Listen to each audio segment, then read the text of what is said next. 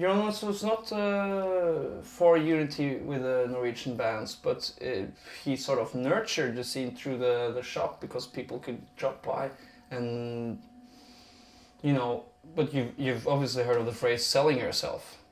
Yeah. Well, he did that, but he was also just into this whole global thing, as I told you before, like a global unity scene that tried to always stay in touch and nurture bands that he knew thought like he did, and like Metallian thought, like this is what we think, like we stick to the 80s metal, and we try to get the best parts out of that, and we shun the people that, well, at that time we shunned people that didn't understand the 80s scene and went with the wrong bands, like, oh yeah, I'm gonna start listening to Gamma Ray. That's what I'm gonna champion after all these demos I have, and it's like, oh no, I'm not even going there. So I answered it. It's a mix between staying true and selling yourself, because you're doing propaganda, right? We're looking at what the hell death metal turned into, and this was even before bands started jumping up and down. I'm actually going to invent a machine that prevents people from jumping up and down on metal gigs. That's just stupid, that Smurf collection thing. I don't even fucking have it. It's just I talk about it because it's fucking funny. I got nothing better to talk about sometimes, you know? And then some people are always like, oh, I could use this in a magazine. And then we got the ball rolling because some fuck started up this internet thing, and then everyone is... My mother is probably putting out information about me on the net now. I don't know. I just got one. Someone bought some food and gave me the Smurf. Damn it. Isengard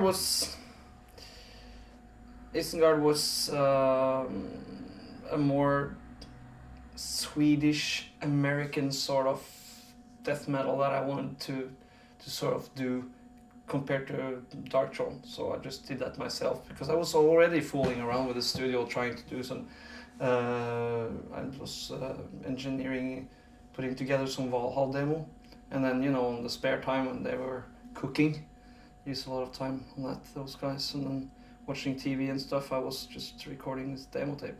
Neptune Towers, I was just doing tribute to Klaus Schulze stuff, and I didn't know if I had someone that wanted to release it. Maybe that's why I wanted to put it out as a Darkthrone act. But then anyway, Sigurd came around and wanted to release it because he is into Klaus Schulze, Jonas is into Klaus Schulze, Frost is into Klaus Schulze, I'm into Klaus Schulze. It's like, let's do this. Probably not one of my best career moves, but at least I did that too. I was totally worked up in that, and took a lot out of me, and I thought it was decent.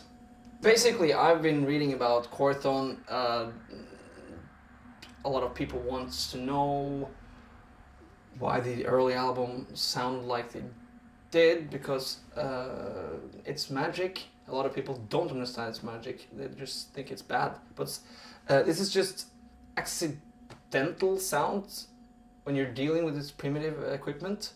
It's accidental. Maybe you don't really have any control. That's why I would always argue with a big producer that it's almost impossible to create that sound in a big, expensive studio. The producer will always say, oh, I can do it so easy, but I don't fucking believe it.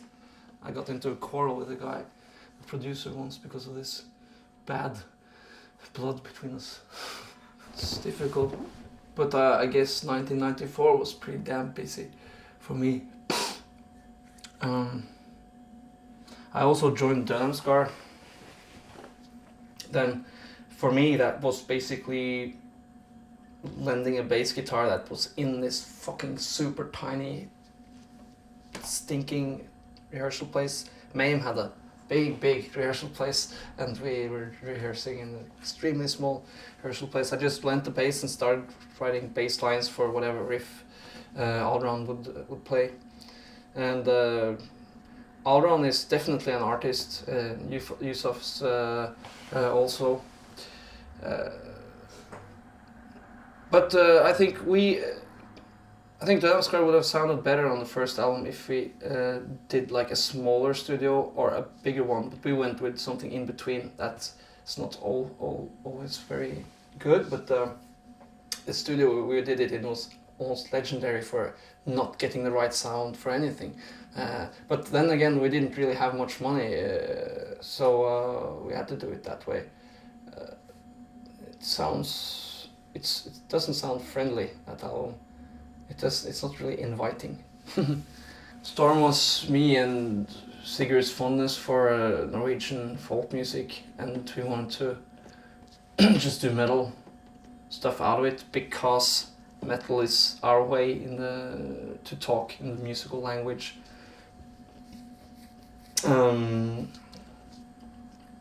We're still getting money for the project, and people like it. I think especially in Germany. I don't think basically it's a really great idea. At the time I would like things like Skyclad. That's like a legendary metal guy from England doing more or less English folk music in the metal language. We did it the same with the Norwegian. I mean, you gotta love it or hate it. I don't think that is a good idea to do it, to match those together. I don't know what the hell went through my head. I'm not usually a guy that's fond of crossover. But I also did folk-inspired stuff in Isengard too.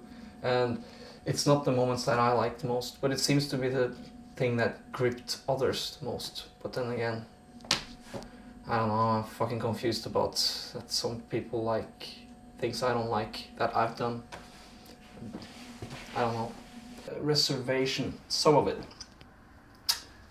Again, when I'm doing it, it's like, okay, well, I'm always thinking, if I don't go out there, then someone else will. That might have been a good thing, but it might also not, and I'm not gonna take that chance. I'm gonna say my bit here. So visual movement, or at least used to be, I want to take the focus away from all the visuals, and you know that we did not have any photo shoots for years, 8 years without a photo shoot, 9, what was it?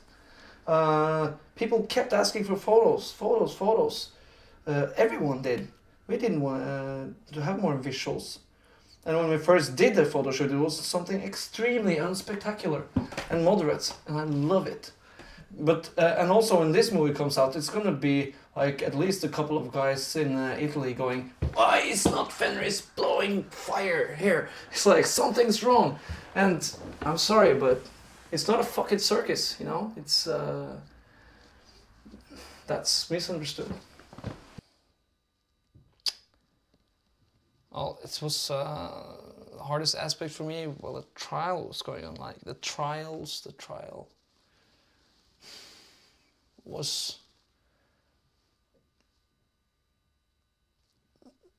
okay when the trial was going. Well, that didn't really bother me much. It was just like every person knows this. Like if they're in a group, you know, it always hurts about reading shit in the newspaper, like, and you're still walking around looking like you're a part of a movement, and then you have to deal with a daily job and shit like I did. Easier for people who are just unemployed and, you know, just go but that wasn't a huge problem. It was worse when the cops always wanted me for questioning. It was like, you know, years before the trial. That sucked. What kind of things did they ask you when they brought you in? Every goddamn thing. You know, because everyone is mentioning my names. Initially, they took in like 50, 60 people in for questioning, and every single fucking one of them mentioned my name. You know, and no one really, the police didn't really know, you know, who set fire or who did this and who did that, you know, and... They questioned like over 50 persons initially, and then probably, I don't know, 30, 40 more. What a fucking ordeal. How long did it keep you? Maybe just like a couple hours or longer? No, there was a lot of those sessions. Yeah, you went in more than once? Sure. How many times? I don't fucking remember. But a lot. But, well, as evidence, as the case evolves, they want more and more information. That's how it works. You should know, man. It's all logical. Yeah. But it wasn't like I wasn't in for like 8 sessions the first week, but I was probably in 8 or 6 sessions first half year after. It was fucking. I know. I didn't. You know, I didn't fucking do anything or have anything to do with it. Still pissed me off that they could just tow me in for like steal my fucking time. That pissed me off immensely. They're so suspicious, but this is police work, man. They gotta suspect anyone. I remember the first fucking or some of the first ones. I was like, oh well, I'm fucking going home after this, and I didn't go back home. I wanted to meet with some of the others sitting at that other place where everyone sat at the time. And I went there, and then the next time I was brought in for questioning, they were all like, "You didn't go home, did you? You went there." And I was like, "Oh man, of course we're getting spied on a lot."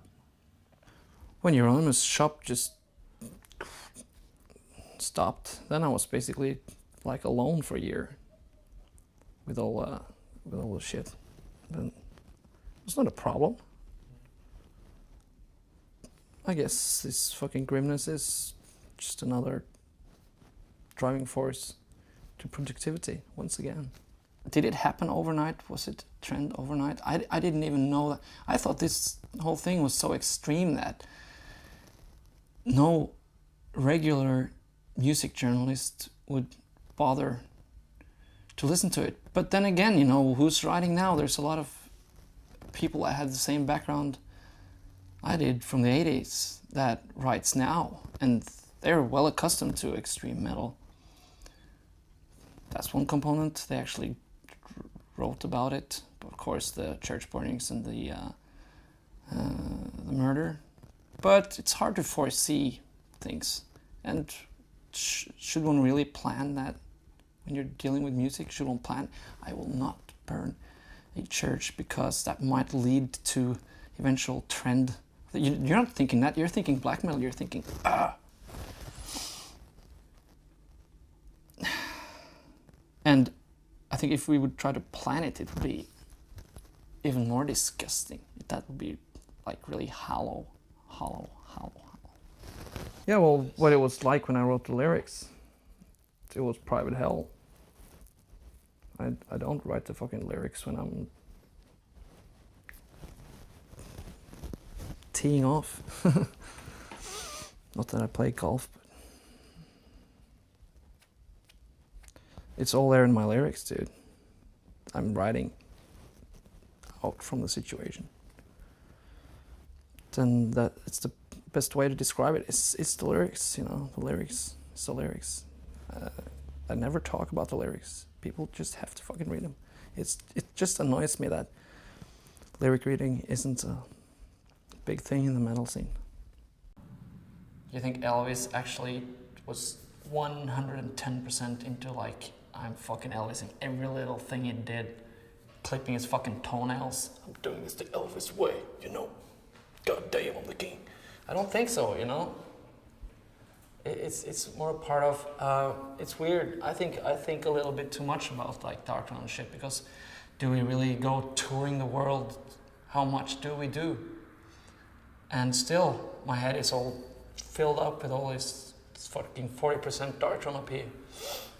What about those bands, you know, that are getting praised every night on tour? No, I'm thinking, how do they escape from being like 80% of their band like that? And the fans wants the persons to be 110%, I guess. They're always disappointed when I'm fucking blowing my nose or whatever, you know. But now we're talking about general artistry, right?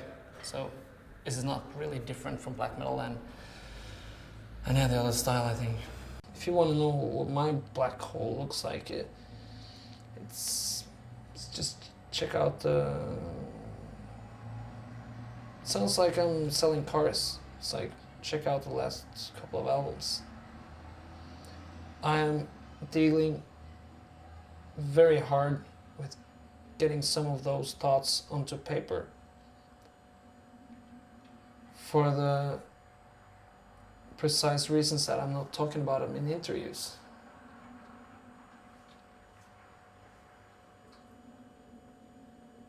I'm going into the depths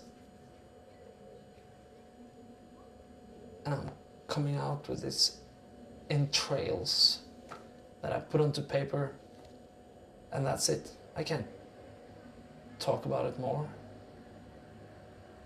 Are you crazy? I'm supposed to be done with it, like baby steps. I'm taking the next depression and I'm seeing what happens with that. But I don't think it's fucking healthy to dwell and go back into the past depressions while I'm still awaiting new ones, you know. I couldn't set my watch to the depressions that will come, but I know they will come. And I get the pen out. Well, the first times you start to get the head-on panic, depression, and there's obviously no need to have that feeling. There's no reason for it. That's, to say the least, very unnerving, severely unnerving. And then it started to punch in at more regular hours. Still know what the hell is going on. And then you enter periods where that sort of overshadows the periods of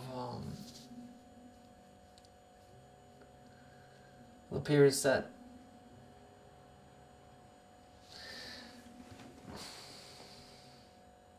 or from the first attack comes when everything is normal and then there's a slight bump, but then, you know, the schedule of the bumps start to contract, and then suddenly you feel that you're in an area of time where the bumps are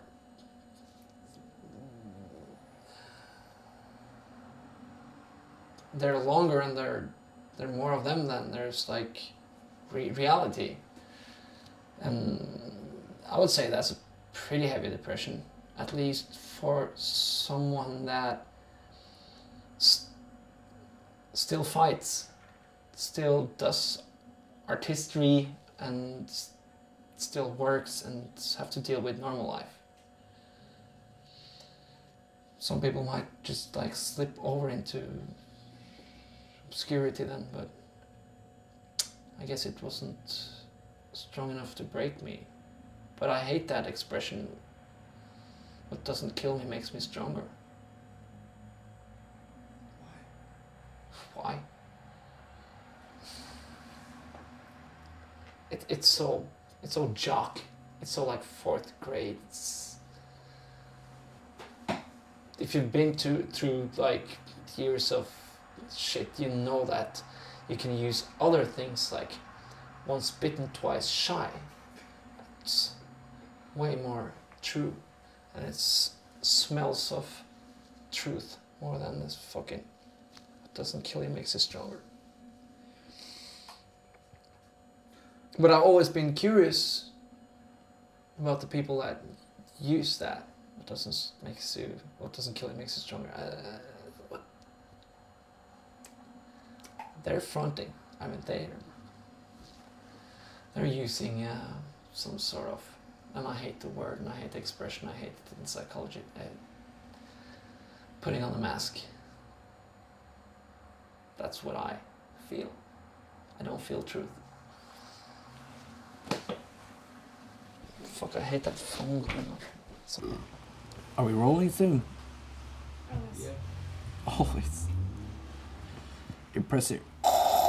Most impressive. But you're not a Jedi yet. Have you ever considered leading a normal life? Well, I do, like every day when I'm at work. It's recreation. It's normal life. I eat. What's not to like? And I sort of like that conservative moderation bit that we can slip into Darkthrone all the time. Like, we haven't been on tour. We're working men. Don't fuck with us. We're not a circus artist thing, you know. But then again, you could say, well, are you in it just for money then? But what the hell is capitalism? It's Satan. You can quote me, dude. So hopefully they can suffer my way. I don't know. Suicide. Suicide is a family thing. And it's illegal, I hear.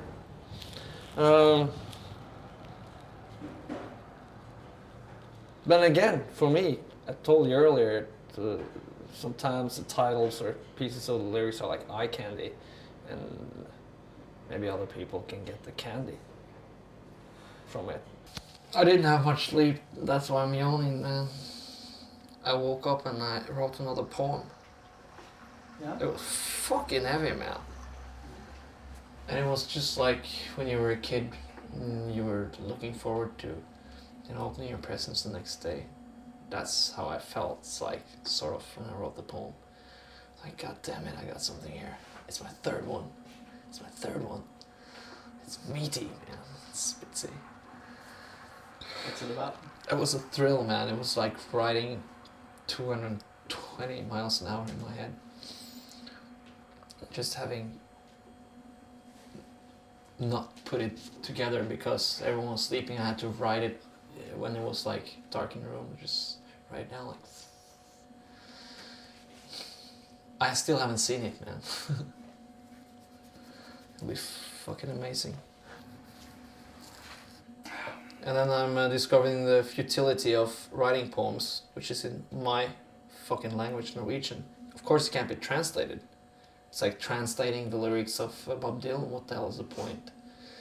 You know it can't be the exact same meaning. It can't be the way he thought it and thought it was to be finished.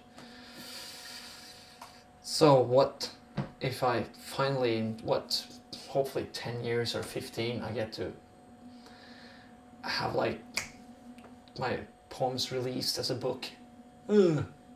800, maybe 300, maybe 180 Norwegian people will buy the book, and then maybe 30 will be like, I think it's better than nothing, but it's a hassle to think about. Destroy!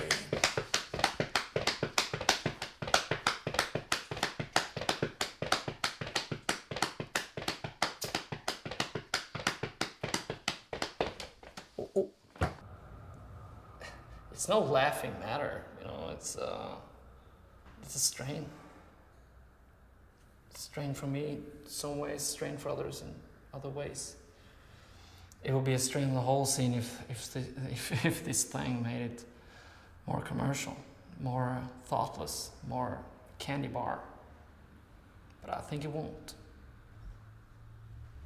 First started writing lyrics, I remember I was frustrated because some words in Norwegian wouldn't translate as the way, and it's all down to choices again, but that's frustrating choices. I want to write about, I want to use tarn.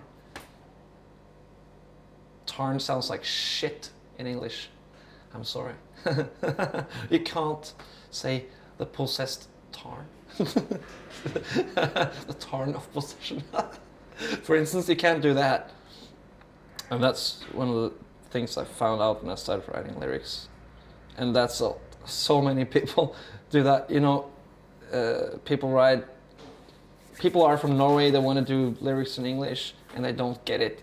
And the most embarrassing thing of all is when Norwegians write Norwegian lyrics, and I'm talking black metal here, and they don't realize that these words sound like shit when you have an old witch singing them out.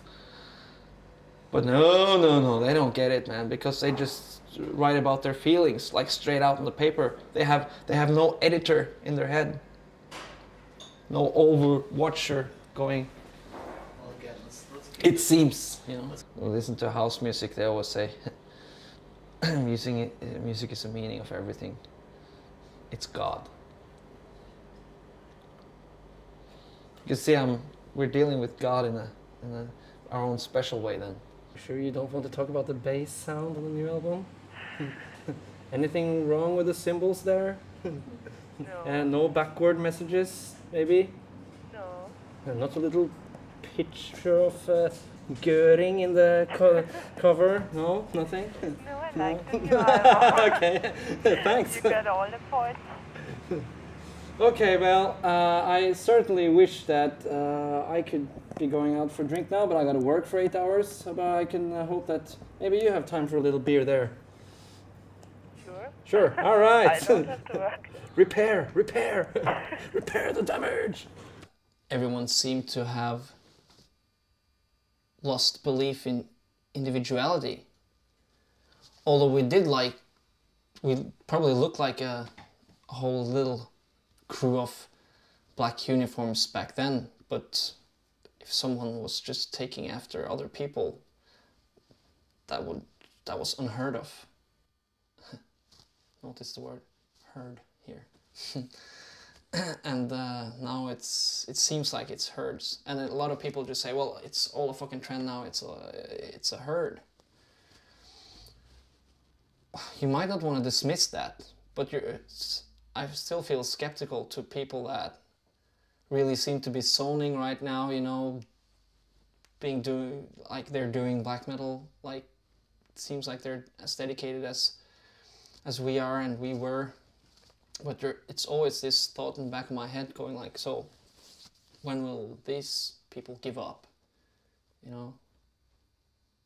That's shitty, the doubt. Because back in the day there wasn't any doubt at all. In my mind there's no doubt because I'm still listening to the 80s stuff that brought me here. And that's what I'm a part of as much as black metal anyway. And a shitty thing is also knowing that a 14-year-old that's drawn to the scene now will not see the progression that I hate, but will not really know where, you know, it came from. It will take them a long time to check out stuff, and even if they checked out the background, you know, it would be hard for them to feel it in their hearts. For me, I just grew up with the damn shit. Euronymous closed down shop. That was one of the things that led to people straying away and basically every man to his, you know, and friendship. What the hell was that? We never had any friendship. There was nothing like, if you take one of us, we all come after you. It's like every man for himself here. It's not like all for one, one for all. That's fucking crap. We don't have it here. I have to explain that to a lot of people. Like the Sharpskins and other people that always says like to me, well, if someone beats you up, we'll be there for you. And I'm like going, what? That's not what we're dealing with here. If you get in trouble, I'm not lifting a fucking finger. If that's your fucking fault. We're not a fucking group here. We're not that sort of a movement. That's why, you know, just saying that should sort of pinpoint that we're basically individualists and not a group. Or we're just looked at almost a herd. That was all wrong from day one. Never want to fucking help each other even. But we had the same humor that was formed after a while, so it was cool to hang out, you know. Oh, we got the fave albums and stuff like that. That's something else. It's not really bonded by blood here. One of the shittiest things of being in black metal was basically being a black metaler in the summer. With the leather pants and, you know, those boots we all had back in the day, and then leather jackets. I was sweaty. Being a black metaler, Sao Paulo would surely fucking suck a lot. Duh! Church on fire, symbolism. Searching. Come on. I didn't want anyone to get caught for this. I don't know why anyone would go to the paper to make a point out of, yeah, well, I've done it. I don't know. I'm not asking even. I just don't know why. I'm not a fucking curious person, you know. But basically this was supposed to be an inside job. Black metal should just be a prolongment of our origins. And it was basically not supposed to blow up at all. This, I remember we discussed things like this. Like, should we do fucking interviews or should we not? Well, we didn't come far enough with this. We weren't firm enough and didn't set the rules straight. And the point is, we were not a conformist group. We were individuals anyway. So if one guy said we shouldn't do interviews, then another guy would say, fuck the hell. You know, I'm taking this as far as it goes, you know. So there's no loyalty at all. But there were certain aesthetic guidelines. Anyway, who would have known? But as I said, we never planned or thought ahead with Darkthrone at least. So we didn't sit down and think, in the next album cover, should we be using that paint again? Maybe people will go crazy and start acting after us. I don't think so, man. We just did what we fucking did and needed to do. And I'm just sorry that it fucking blew up, but I'm sure there's a lot of people out there that's goddamn serious and has been throughout the late 90s or whatever, and still new people popping up that gets what the whole thing is about. The thing is, none of us wanted to be a black metal poster boy. I like other people can take care of that. There was never a need for poster boy. But then the demand by youngsters, you know, it's knocking on the doors of the record companies, and then, well, they want to make the moolah and they need a poster boy. So they sign up a new act, you know. Don't you think that sounds normal? My anger comes from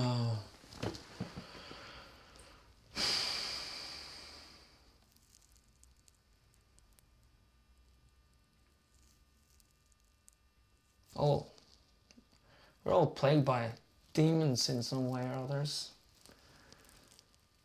But in the metal culture I'm a part of, the anger is portrayed. But for my sake, it was never released. A lot of the old thrash band always said, yeah, we're fucking aggressive, but we get it out through the music. I don't fucking bash a drum kit if I don't have a gun pointed at my head, so I guess my aggression goes out to the people that are closest to me, which is one of my really bad sides. I'm fucking sorry. Need to take a... I guess it's of some importance to me that I feel that I can sense that something is honest or dishonest, but then again, I can listen to things that I feel are dishonest too. But then I have to bear in mind that I feel that it's fucking plastic, but still, you know, well, I'm going to like this today. Yeah, it's fucking plastic, but what the hey. But I really don't recall saying that I have a strong feeling for what's honest. I'm talking about a strong feeling for if I can hear some truth or feel some truth in there. Truth and honesty. No, I'd like to divide those. Everyone's always clashing together. Fuck that. Truth and honesty. They're like two different brothers. Is it a factor in when you make your own music? When I make riffs now, basically what I fucking care about and think about a lot is Darkthrone. Then, well, yes, I have to... What am I saying yes for? I mean, basically I'm just fucking making the goddamn riff. And I have to know what to use it for. The thing is, I'm always listening to music. I don't care what sort of music it is, but then again I get so fucking well, I get a lot of fucking input. And then I like to think that that gives me a supreme knowledge of what riff to choose and what riff not to choose and all that. That's fucking important.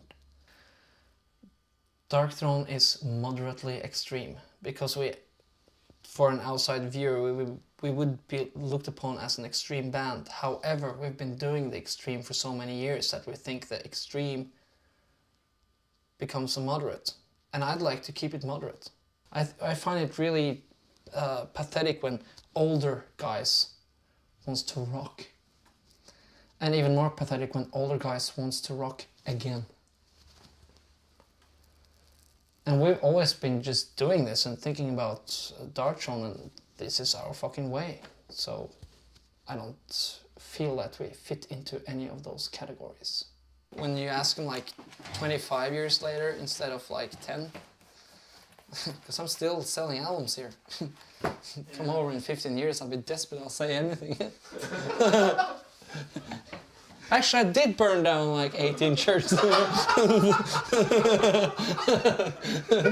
Just secure me more royalties.